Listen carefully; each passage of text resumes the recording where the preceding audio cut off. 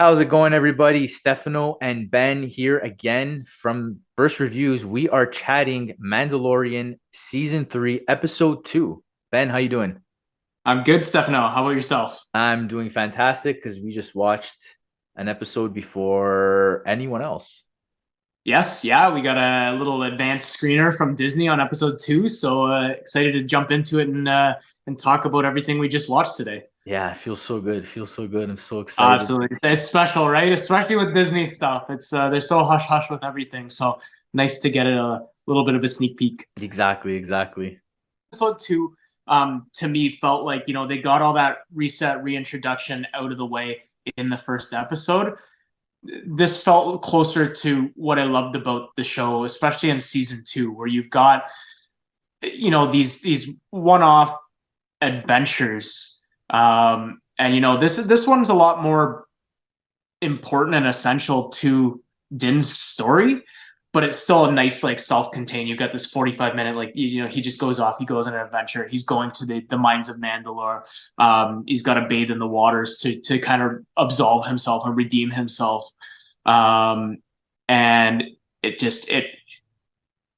felt like a nice welcome back for the show. Yeah, I totally agree. Again, as much as it is its own contained story, it does completely fit with the story and the direction of the flow of the current season, and it doesn't give us the impression that we will be getting these kind of one-off side quests. They got right into it. Yeah, We left off episode 1 with him saying, "I'm going to Mandalore," and then after a scene or two, he's at Mandalore. So it got right into it. yeah. I've always been more of a fan of the serialized storytelling where you have episodes that run into the next, and it's one through story. And yeah, you're gonna have side stories and stuff like that as well, but it just feels like a more complete arc, especially with something that's only an 8 episode season. It'd be nice to have one kind of Yeah. central arc to the season rather Yeah. than individual things that don't feel like they fit together. And I I mean, agree. I so far agree. it seems like that's the direction they're heading, which is Yeah. nice. Uh, Side note, on that note, as much as I loved things that happened in Book of Boba Fett, that is for me the biggest argument as to why the season wasn't successful because you want to show precedence over what is happening currently right now. And when Boba Fett is asking you for help because pirates and villains are coming into his town and he needs help right now, and you say, "Wait, I got to go do this thing and I'll meet you there." Yeah. And then we get a whole side quest of like 2 episodes with with Din and Grogu, and then he goes and joins and says, "Okay, I'm here. Where's the fight?" It made us feel that this wasn't important. It's absolutely true. I think ultimately, like with Boba, I think that show was just marketed incorrectly. Like even I think it was Favreau that said like, "Oh, look at Boba Fett like Mando season 2.5," and it Mm-hmm. was kind of marketed as its own thing. But I don't think there was that much Boba Fett story to be told, and they kind of used it to set up season three of Mando, because that was like, at least for me, those Mando episodes, those Din episodes of Boba Fett were the ones that I enjoyed most Yeah, out of that whole season. yeah, which is unfair. Which is unfair It to the is, well, it is character. because the show's it's not supposed to be his show, right? Yeah, yeah. So, anyways, that's my biggest complaint about No, I Book of Boba Fett agreed. from a writing perspective. Like you're trying to show precedence here. So now, this is giving us that feeling where he's saying, "This is important to me. This is important to me as a person, as a Mandalorian. I need to do this." And he goes right into the thick of things and trying to figure out if he can go find the water. So his next little pit stop, which before Mandalore, is him stopping to try to find the memory circuit for IG80, IG11. I keep saying IG88. 88. I say it all the time too, because we've known that droid as IG-88. It goes Yeah, way back to like, I remember as a kid, I had a game, Star Wars Shadow of the Empire on N64. and there was an IG-88. It was one of the boss battles. So like I've been familiar with that. It was a Yeah, freaking hard boss battle, but yeah, exactly. IG-88 is always kind of It's always in my there. mind, and I gotta correct myself every time I want to say 88 and go, oh no, this one's 11. Exactly. So this is IG-11, and actually going back to the first episode when they did the recap, they opened up with the scene of IG-11 exploding, which I found that weird that they were backtracking that far in the opening sequence. Yeah. So we end up with him going to go see Peli Mota, uh, requesting this memory core, this memory circuit, and she basically says, "I can't get it for you right now, but why don't you just take another droid with you because Yeah. it would be able to do the same thing." And I found that kind of weird because we've now been running around to 3 different locations to try to get this memory circuit, and we kind of left with nothing. And Karga told him too, "Why don't you just take another droid?" And he said no. So But I that's found what that whole thing. it ended up happening anyway that way. So yeah, Yeah, I get what you're saying. It's like, what was the point of a little bit of filler there? It felt a little side questy, which has been like a complaint from a lot of the fandom of the show, that there are a lot of unnecessary side quests. Like, you want to go do this, but first you need to speak with this person. You go to speak with that person. Oh, if I'm going to give you what you want, I need you to go do this. So there's a lot of backtracking in that yeah. regard. I'm fine with like 5 minutes of side questing as opposed to whole episodes. Yeah. So maybe it was just to Pelimota, reintroduce her, bring her back. She's probably going to become useful again at some point in the season, and maybe we'll be seeing IG-11 sooner than we think. It, and then at that point, it won't feel like he just did that for nothing. Yeah, let's hope so. Yeah. Plus I like Amy Sedaris. She's just that character is just great. She's like the shady salesperson, shady mechanic. Yeah, Like the scene before Din comes in and she's telling them, like, the droids are like, oh, paint these parts so they look like new parts. yeah. She's always Yeah. trying to, like, as much as they're friends, they have that relationship where they're always trying to scheme and rob each other. Oh, It's funny. absolutely. It's so funny. It's really funny. So after that, he goes on his mission and is heading in the direction of Mandalore. And there's this really is that sequence happen in the first episode or the second? Where Din is sitting with Grogu, and he's explaining to Grogu how to use the ship, how to use the starfighter. I think that's. I want to say the second episode. It's hard because Is we watched that them so close to one another. I want to say it was the second one. okay? Uh, and yeah, where is it? Where is it in my notes here? Oh no, that happened in the first episode. Was it okay? Was it the first one? Because I know the second episode you had the really cool shot. I think it was the second one where it's Bunta Eve or something. It's like their New Year's Eve, and they take off through the fireworks. It's just such this beautiful looking sequence Yeah, so where that they're was in flying. that was in the second. That was in the second one. Okay. Yeah, yeah. And Grogu are sitting in the ship, and he's explaining to him how to use the navigation device, and he says to him, "What is his exact? I don't remember his exact words, but he basically says, if you know your way, you don't need to rely on the navigation. Just basically find your way." And that kind of fits with the Mandalorian um, you know, kind of mentality to be independent and always know your way. This is the way. This is the way.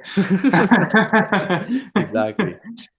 So that moment where Din and Grogu are sitting in the ship and he's teaching him, that comes back later. So it was interesting that it happened in the first episode. I thought it happened in the second episode, but so that's even better writing from a writing perspective That is, because they set something up. They know where they're going, and that's back to what I was saying. Is like it seems like they're gonna do more of a through story to the season this year, which really excites me. That it is so far seems like one arc in progress. exactly, yeah. So those navigation um conversations come in handy later because Mando gets in a captured position, and Grogu needs to come and save the day. So this is, going back to what we were talking about.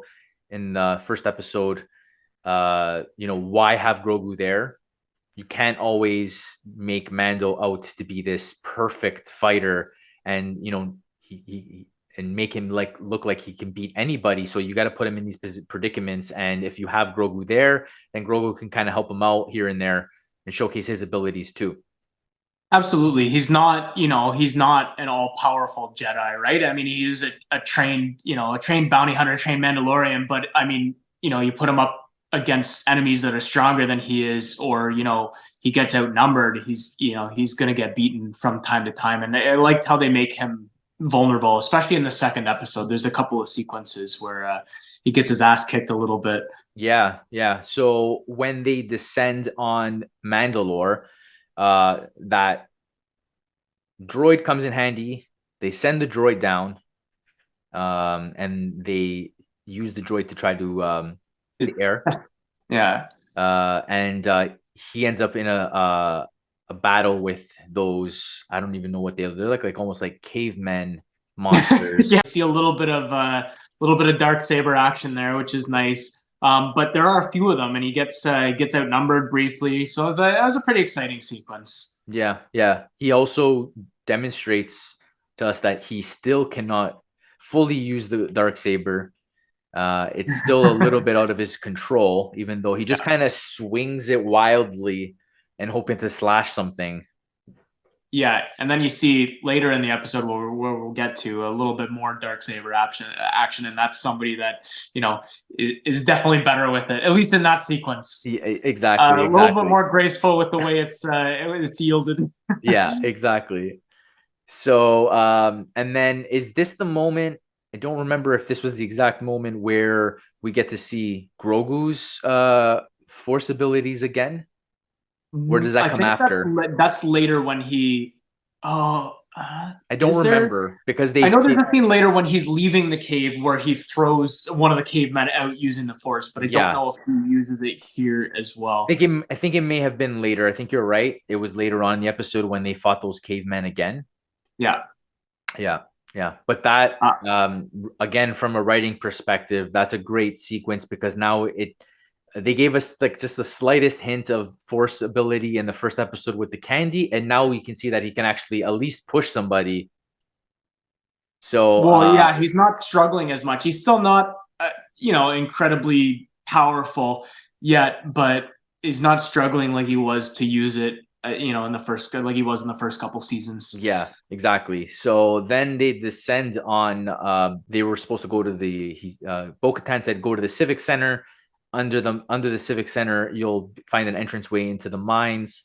And when they descend into the mines, then there's this massive spider mechanical That robot. like the crab trap, that was a great sequence too. When you It was see so the old cool. the Mandalorian helmet with all covered in sand, and he goes to pick it up, and then it just springs out of the ground and traps him in its underbelly cage. That Yeah, was a really cool sequence. This like on a side note, like I know the special effects have always been good for this show, but I feel like they're just top notch. Like I'm watching this and I'm like, man, this is as close to movie quality as like I think a show has ever been. I'm really impressed. yeah, yeah. Absolutely, I agree. Those special effects. I was really shocked in that moment. Those sequences there, and even the collapsed city of Mandalore and Oh, it's when he beautiful was looking. descending, Yeah. it was so crazy. There was so much detail in all of the buildings. It was wild to see. Like even if It, that is that big green screen that they have, that round green screen, it's just whoever designed that. it's a really cool technology because I think it gives that added level of realism, especially like for the actors because they can see what they're acting against, right? You look at like traditional like green or blue screen is like they're there in front of a tarp essentially. So I think this it just makes it a little bit more believable, a little bit more tangible, and it looks really good. Yeah, Even the entrance sequence onto Mandalore when he cuts through the clouds and he cuts through like that little bit of rain and the lightning and the thunder and the clouds, and you see him cut through and you see like the surface with all these big like glass rocks. It looks fantastic. yeah, yeah. No, 100%. They did an amazing job with that set design. It was wild. But you know what? We've been teased with Mandalore for a couple of years now. So now, A while, yeah. yeah. So I'm glad that they delivered. This is the first time we're seeing a live action Mandalore. As much as it's in ruins, it's still Mandalore for the first time. So it's Yep. crazy to see. Yeah. And so then after that, he gets captured by this mechanical spider looking creature, and it's like almost, I wouldn't even say humanoid. It kind of reminded me of like General Grievous. I Uh, was thinking General Grievous, and then I was thinking like the Geonosians as well from okay. episode Yeah, two. yeah, yeah. Like just Yeah. kind of like this like Punching bug over. looking like creature. I don't know, really cool design Yeah. on that though. Yeah. I think I got General Grievous because it kind of looked like it had like a cape. Like hunched over too, and Yeah. it's Yeah. I like how though like I don't think you find out for a little bit, but like you see like the head come off of it later and like crawl into the bigger machine. So it is just a really great design. Very cool design. Yeah. Yeah. So then Din's captured and Grogu decides to take his navigation device advice and go back and find help. And he goes and grabs Bo-Katan. And now Grogu and Bo-Katan are, I think, interacting. They haven't really interacted, maybe at all, if I'm not mistaken. In season two, I don't really think they had too much screen time, but we do get some conversations between the two of them, which are nice to see. Oh yeah, no, it was great. I like how when she sees this Din's ship come in, and she goes out there and she's ready to just like rip him a new one, and then it opens and you see it's just Grogu. Yeah, so this is where I'm going back. As much as they ended off not in the greatest of terms when the episode one ended, because she said, "I'm not helping you." She's ready and willing to obviously uh, go help Din in his time of need. Absolutely, yeah. And I And think it comes back to the respect that she has for him, like you mentioned. yeah, exactly.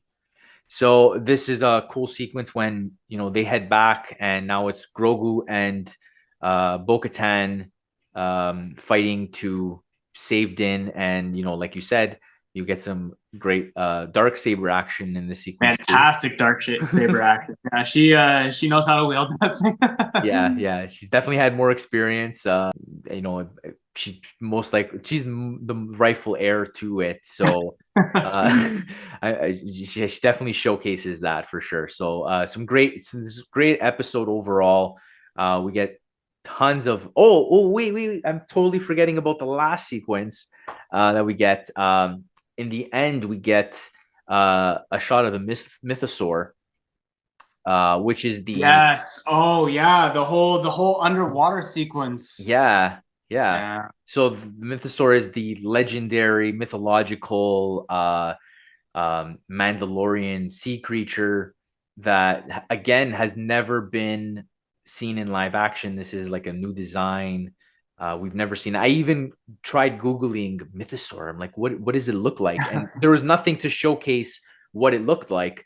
But you see like the almost like tusks uh, on it in the shot there. And it is the design of the official Mandalorian like stamp, that skull, um, which is really cool that we get to see it in live action. Yeah. Absolutely. Yeah. Yeah. I almost forgot about that whole sequence. That was great too. Yeah, Goes in the water. I thought the episode was kind of gonna finish there on like a slower but nice note. It's just is this nice shot of him walking into the water to absolve himself of the wrongs he's done in their eyes, and then no, gets pulled down under, and yeah, Bo dives down after, and that was a pretty great sequence there yeah, too. yeah. And that's it. So that's the episode. So again, lots happened. We have a lot of Mandalorian lore being explored in this episode, which is a great direction for the rest of the season, really. Absolutely, yeah. I hope obviously it's too early to really get a good idea of where the season's going, but based on what they've hinted in these first two episodes, especially if they make it more focused on Din and his arc and his character, I think we're in for an exciting season. All right, Stefano and Ben again here from First Reviews. we will chat back with you guys on episode 3.